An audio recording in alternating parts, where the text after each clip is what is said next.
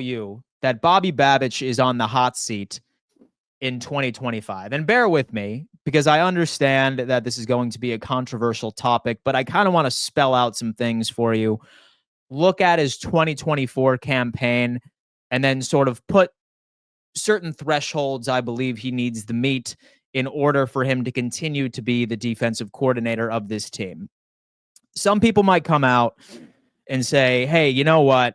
Like, he inherited this from Sean McDermott. I thought he did very well. He was still top 10 in a variety of different metrics. He stepped into a massive role last season. He took over the Bills defense from Sean McDermott. And while he showed flashes, all of the numbers tell the story that should make Bills Mafia a tad nervous. And how I could realistically compare this is, Dan, this Buffalo Bills team took the damn ball away, and I thought he did wonderful for his first season. And I finally found a comparison that made sense. So as many of you know, we are launching a college football show on Roundtable Sports, and we started planning some of the topics that we are going to cover right on the first week. And somebody pointed out to me, they said, Dan, is Ryan Day of the Ohio State Buckeyes, is his job in jeopardy? I know that he won a national championship. I know that he has won Big Ten conference titles in the past, but his record against Michigan is a losing record. And that sounds silly, right?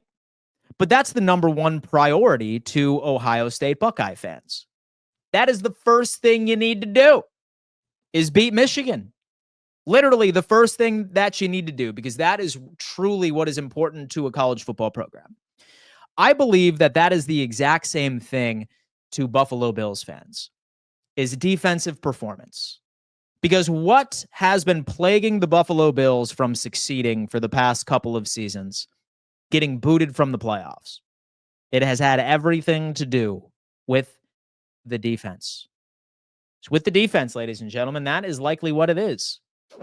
Say that Buffalo ends up seeing yet another heartbreaking exit due to some bad personnel, or one of our corners getting cooked, or the defensive line once again not pressuring the quarterback.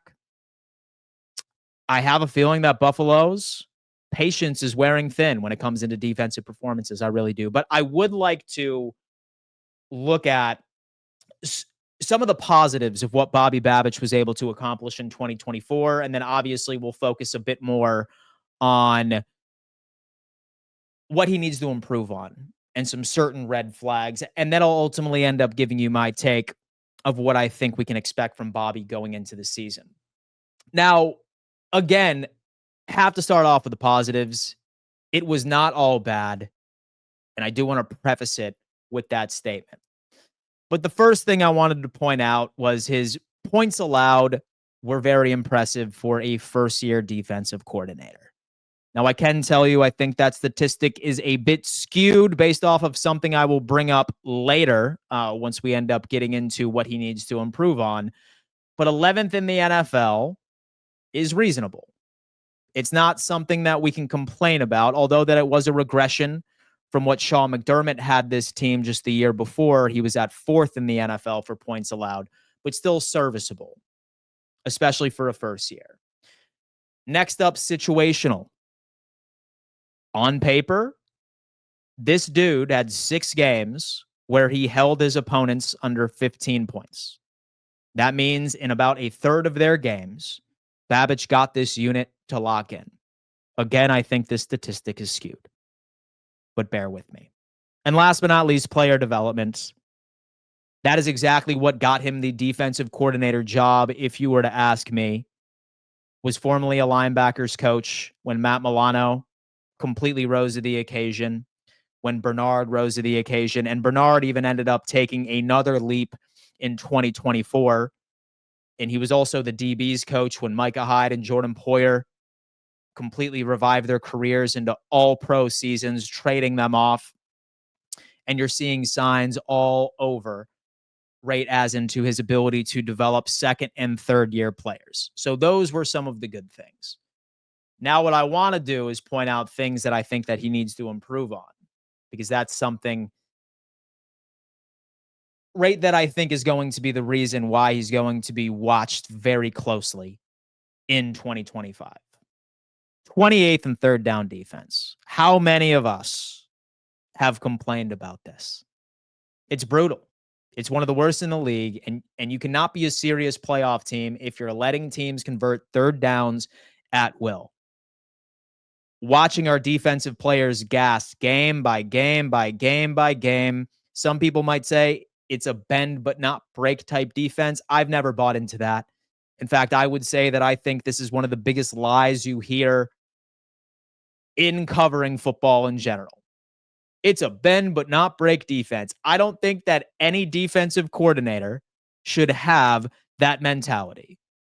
Your mentality for a defense should be, I want to be as efficient as humanly possible and keep my defense as rested as humanly possible. And so I feel like when people say it's a bend but not break type defense, I honestly think that that is just, and so it's an excuse and for lack of personnel. But that's just me. Like, next up was middle of the pack in rankings. And so the defense overall. And so it took a step backward from when McDermott was calling the plays. And so it is what it is. Less pressure, less consistency. And that matters. It does. And last but not least, I'd have to go lack of in-game adjustments. Very few moments, especially right in the Ravens game, where we just could not get pressure on the quarterback. That is a story that we have seen from Bobby Babich over and over and over and over again. And granted, was his first year, and so a problem that was inherited. And then this is that. So why did I think that some of these positives were skewed? I feel like we're going to start off with point reduction or points allowed. And points allowed, yes, we were 11th in the NFL. But, folks, I got to tell you, once you incorporate how bad our third down defense was, if Buffalo did not lead the league in turnover differential or at least be top 3, I guarantee you this defense would have been a hell of a lot worse. And as much as I would like to attribute coaching to a certain degree to a team's propensity in taking the football away, a lot of the times it has everything to do with your personnel. Like, yes, you can coach technique when it comes into taking the football away, but actually executing it full on, full out, I'd have to attribute 80 to 90% on the specific player, or 80 to 90% of dumb luck of being in the right place at the right time. One thing I can tell you is if Buffalo did not have that propensity to take the football away in 2024, this defense would have been a massive issue. Absolutely disgusting issue. And quite frankly, I think we lucked out. So third down, stopping third down and rising from the 4th worst defense in the NFL from stopping third down conversions, or 27th in the league as a third down defense, that at bare minimum needs to rise up to the top 15. And hope and pray and cross our fingers that we can continue to emulate that identity of being able to take the football away. Because, look, I got to tell you, it's going to be a hard time for this defense in 2025 unless that is fixed.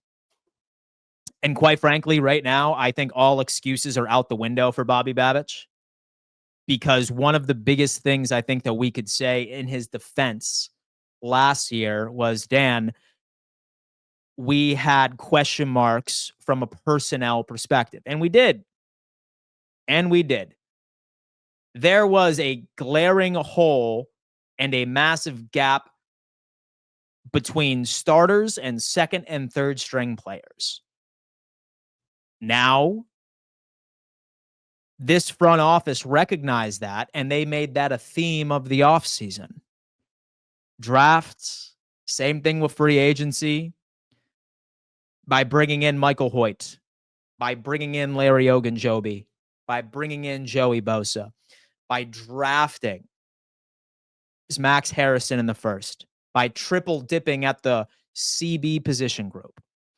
This front office made it an absolute priority to make sure that we no longer had any depth issues.